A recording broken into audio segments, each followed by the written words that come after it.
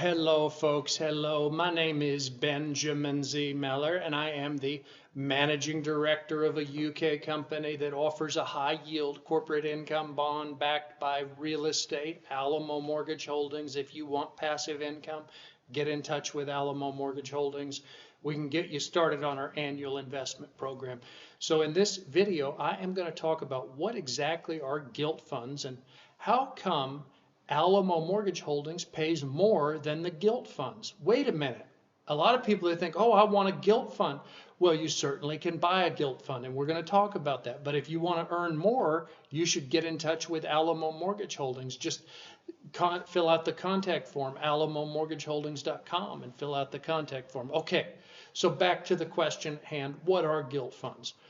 The answer is gilt funds are a type of mutual fund that invests primarily in government securities.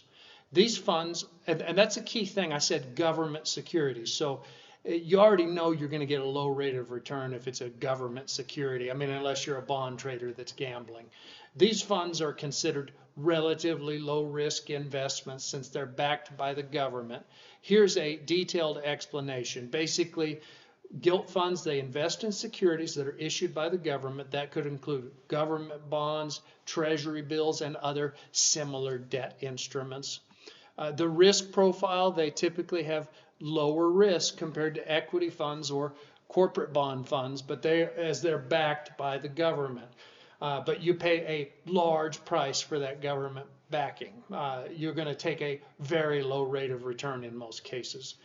There's long-term gilt funds, and by the way, those long-term gilt funds, a lot of people don't tell you this, but those are also very susceptible to interest rate swings, and that is something that is a disaster for investors where they buy into these things thinking that they are so safe, and then they find out, oh my God, I didn't know it could do that if the interest rate moved.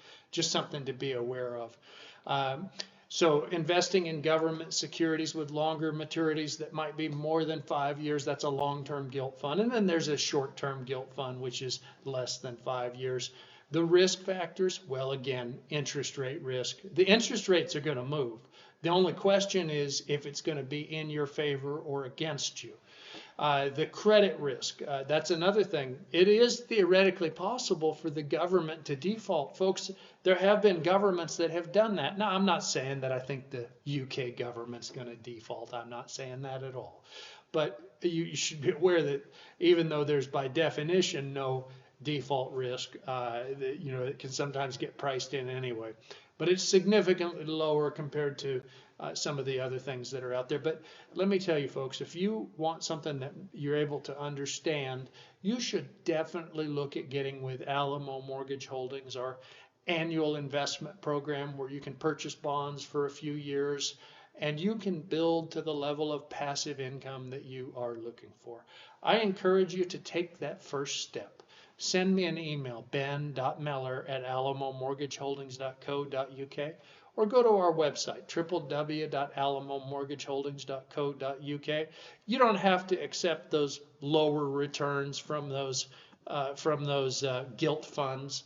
I mean, there's no reason to do that unless you just unless you're just very afraid of everything and you want to do it. I understand it's not a problem, but you don't have to accept those low returns. And if you think you deserve higher returns, you should get in touch with me because that's my specialty.